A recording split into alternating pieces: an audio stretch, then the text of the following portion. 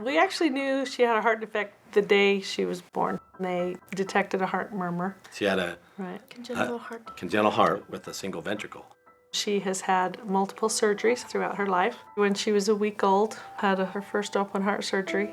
When she was 4 years old, she had what they called a fontan, which basically rerouted her blood. So instead of going to her heart first, it would just go directly to her lungs.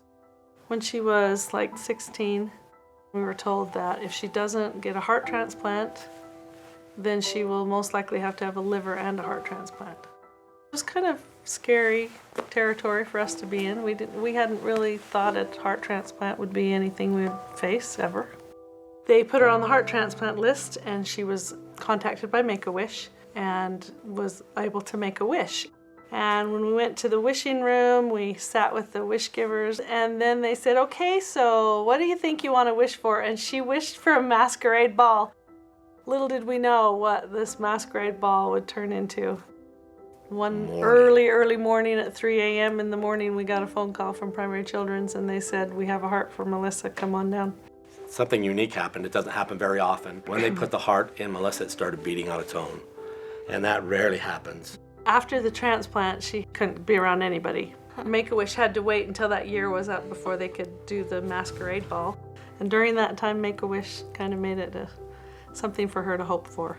And Make-A-Wish called me during that time and said, Make-A-Wish Utah is celebrating 30 years, and we wondered if you would let us combine Melissa's masquerade ball with that celebration. And we thought, yeah, that sounds really cool.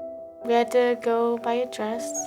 You should know that there were many dresses, dress after dress. And finally she came out and wanted everybody to go, ooh. Getting ready was pretty fun, like getting my hair done and my nails and stuff.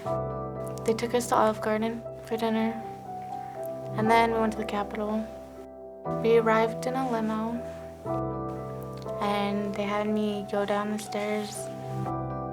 And then after that, they had me dance. It was really fun, but kind of hard to like get the steps down. Went off flawless though. When she actually performed with the group, it was perfect. It was a lot more people than we had anticipated. Almost 4,000. Yeah. People would come up to us because they'd seen us with her, and they would say, we really want to meet Melissa, but we don't want to distract her, you know? And I was so touched. It truly was magical. It was like something out of a movie. When we started planning this several months ago with Melissa, we weren't sure what the turnout would be here, but we knew a few things. We wanted to make sure that we invited the public to come together to really feel the power of a wish.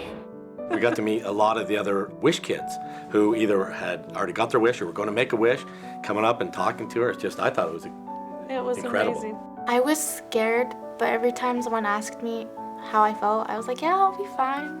Special to think that kids that were struggling in the same kinds of ways that Melissa was would look up to her as a symbol of hope and joy too.